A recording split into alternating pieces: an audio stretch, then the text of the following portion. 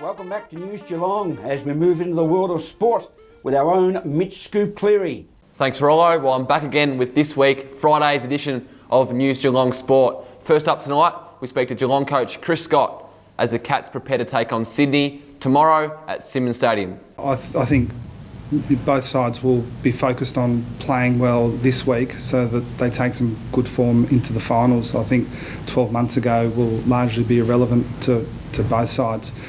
The most important thing for us is that we play our best or start to play our best footy working into the finals, and we think it's really good preparation to play a contested side, a side that we consider to be right up towards the top of the ladder for a reason. In recent times against the very best opposition when it counts, I think we've played some pretty good footy. When the game's been on the line against good teams, we've played reasonably well. The challenge for us now is to maintain that form for all 4 quarters this week and then take that into hopefully 4 games in a final series. So really hard to quantify exactly how far off our best we are, but hopefully we can just improve incrementally for the last 5 weeks. We're assuming that if we get to where we want to, we're going to have to win away at some stage through the final series. Our preference is to play at home, but unfortunately we don't really have enough control over it to worry about it too much. Certainly we can win this week, and that's going to ensure that we play at home. Beyond that, we'll just play who we're drawn to play and work towards playing our very best. Still pretty confident that we can beat anyone anywhere. Thanks, Chris. Now we're down for our weekly VFL update with Newtown Chewell and Geelong star Matthew Sully as the Cats VFL side prepares to travel to TAC Oval to take on Port Melbourne. Well, this week in our VFL segment, I'm happy to say that we're speaking with Matt Sully. I've had the pleasure of seeing Matt play at Newtown and also down here in the VFL. So you've had a very interesting season, Matt. Yeah, it's been good moving up to Geelong and trying to get a game here at Geelong and down with Newtown. And Newtown have been really good and so have Geelong, and I've really enjoyed it. So it's been good. Well, you've come up, of course, with quite a few of your mates from Warrnambool who are all making a name for themselves at local football level. So you must be pretty happy that you've got some mates that have made the transition as well. Yeah, it's good. I got Alan Johnson coming from South Warrnambool with me last year, and he's come up at Newtown. He's fitting really well and he's playing good footy. So that's been good to have him. Now, did you have a little bit of a back problem there? They said you've just come off the table.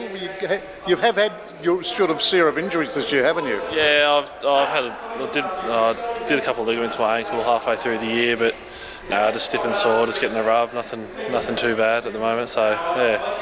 And you've also you've been up forward, you've been mostly on the back line, but you've proved yourself to be quite a versatile player. Yeah, I've just sort of been going wherever with Newtown. I wouldn't argue where they want to put me here, so just as long as I get a game. I was rucking on the weekend, it was a bit different, but no, it's good.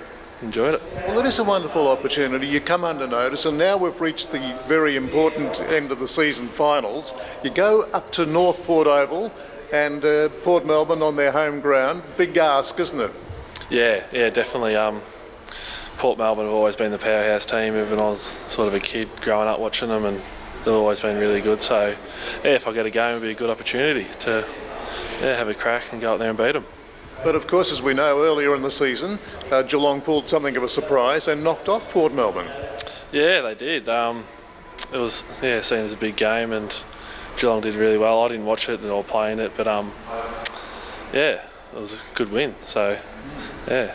Well, of course, the thing about VFL football is that you just never know how many players are going to be called up to the senior side and who's going to be dropping back and who's going to top things up. But I suppose that's what makes life interesting for you. Yeah, it's always different. Just with there are blokes who get called up to AFL and blokes who come back from there, and sometimes you'll play against, with Collingwood, we played against Chris Tarrant, Dane Beams and Wellingham and them sort of blokes. So it's always pretty interesting coming up to see who you're against. So.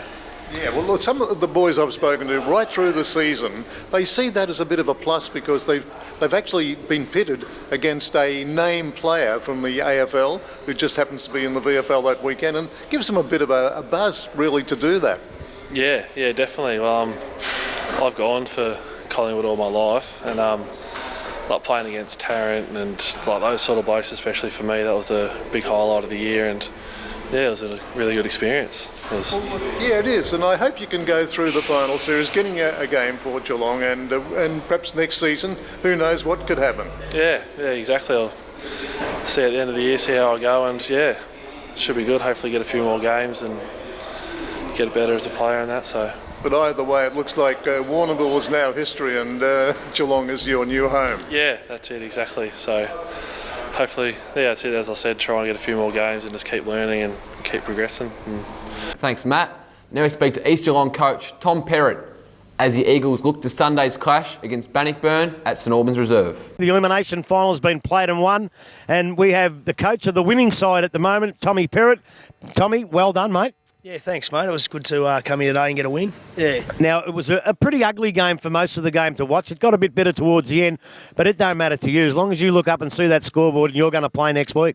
Yeah, look, it was when you're playing in a do-or-die final, it's just about winning the contested footy, and we talked about before the game wanting to win the contested ball and wanting to bring the ball to ground because they're such a tall side, and our focus is all throughout the week were to do those little things, and hopefully the big picture will take care of itself. Now, you had a couple out. Popel didn't play, and, of course, the big out was Simon Primke. It looked ominous when you looked at the teams at the start and thinking, here, wherever your chance here. They didn't play. How far are they off? Can they play next week? Yeah, look, hopefully both will be available for next week. Primke was close this week, and Popo probably just needed just one more week. He was just a little bit tight. So, with as you know, with Primke missing, he sometimes does leave a big hole there. But I thought our other tall defenders in Mark Vetter and Jake Nolan and Drew Lachlan, Robbie Chamberlain, they all stood up and played that role really well for us today and covered for his absence. Yeah, well, he's one of my favourite players, Lachlan. I love him. He plays well every time. Every time we see him, he's a fantastic player. But look, what do they put in the water down here?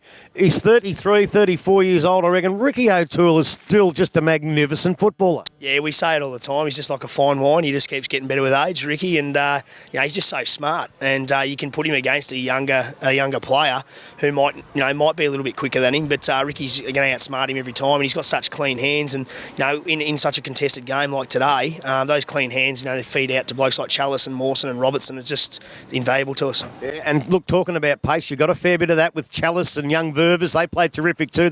This ground suits them, Tommy. Yeah, it does. And Jeremy Power enjoys the wide open expanses here. And I think Lukey Popple, when he's back next week, he'll enjoy it as well. And I think, look, we've just got to make sure that with our possession that it's cleaner so that these boys get more room, because if our possession isn't clean, they get closed down a little bit more, and it's a bit harder for them to get up and about. Now, I know you don't want to give too much away, but Ryan Closter, one of the better players of the competition, didn't reappear after half-time. How is he? What's he? Well, don't tell us what he's done, but how is he, and will he be right for next week? Yeah, no, Clossie will play next week, definitely. He was just a little bit sore, and we just decided to err on the side of caution and just thought, well, where you're at, Clossie, and he said, I'm right to go, and I was the one that said he couldn't go back on. So, yeah, he wanted to go back on, but I told him he couldn't. Thanks, Tom. And the rest of that interview can be seen tomorrow morning on the GDFL Footy Show with Dick and the boys as they look another week closer to the GDFL Grand Final. And don't forget, next week we'll give a full wrap of the Colts' best and fairest night scheduled for Monday. For now, that's all from me in sport. Now it's back to you, Rollo. Thank you very much, Mitch, and enjoy your finals weekend. To Shirley Lewis, up there in Francis Street in the great suburb of Belmont. Shirley, take your time and enjoy the flowers, and get well soon. And to all our viewers of News Geelong, enjoy the rest of your evening, stay safe, and a very good night.